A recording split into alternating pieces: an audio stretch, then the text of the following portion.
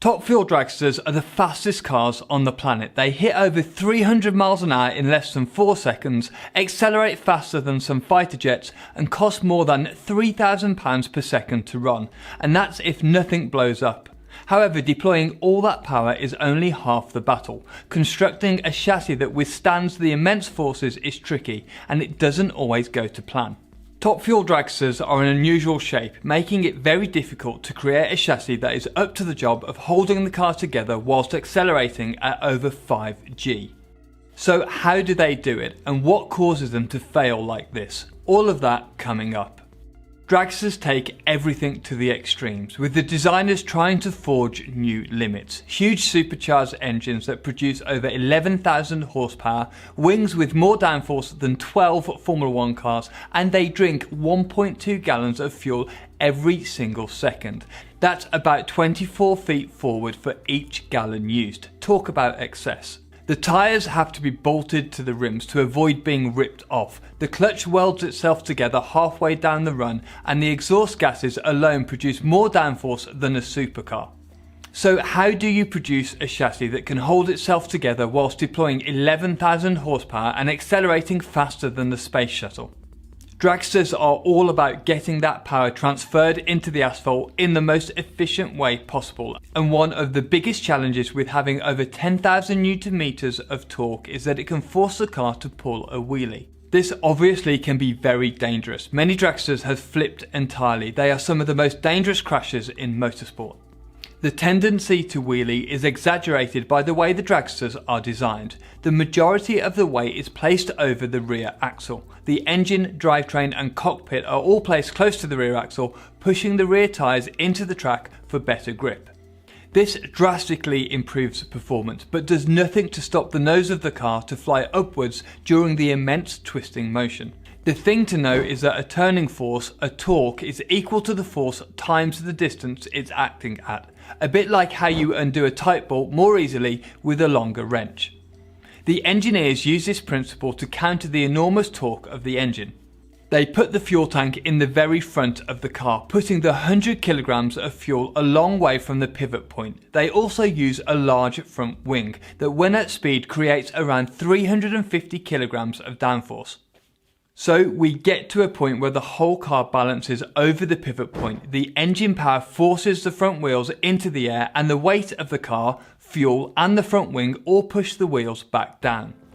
However, even with this, the clutch is used to deploy the power progressively. If the drivers were to deploy 100% straight away, either the tyres would slip or the car would flip upside down. So why are they so long? It comes down to this lever effect.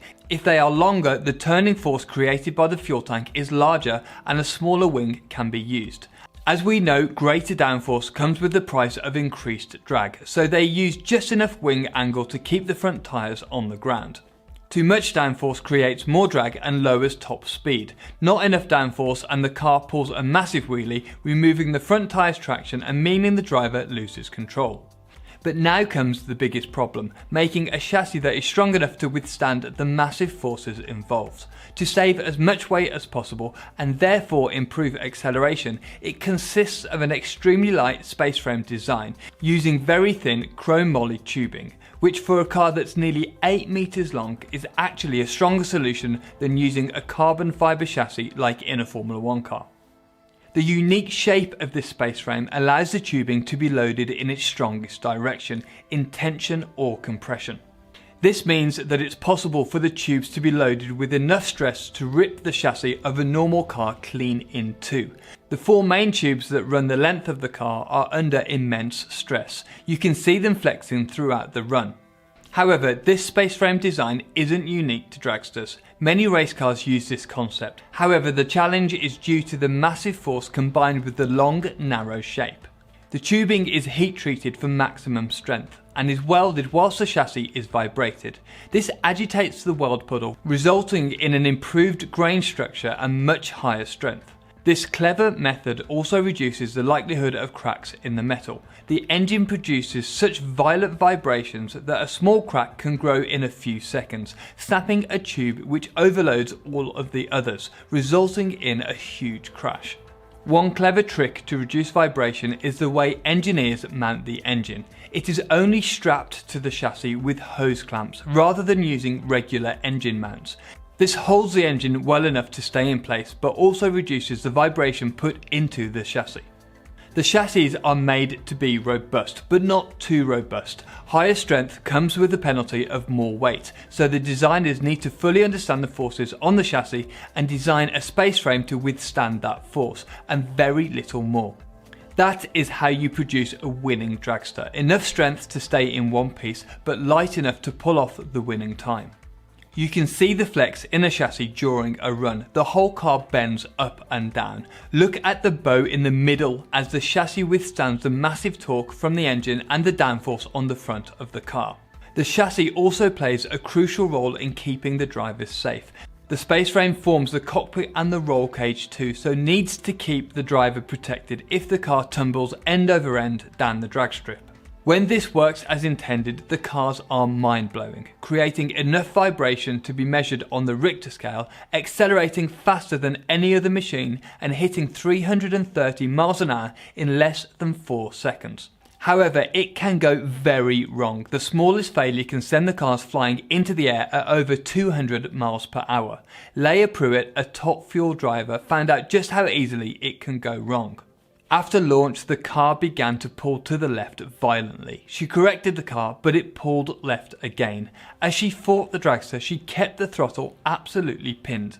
These direction changes put the chassis under a lot of bending, something that it's not designed for. This caused the entire chassis to fail, sending the car flying through the air. Luckily, the various safety systems kept her safe and she walked away with minor injuries.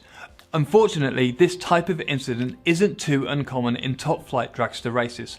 The extreme nature of the sport means that the smallest failure can result in a very serious accident. I made a video about the genius tyres that dragsters use, and I explain why they crinkle so much. It's amazing that they don't burst as they are stretched like this. Check it out, or this other video which I think you'll find really interesting. Thanks for watching, and I'll catch you in the next one.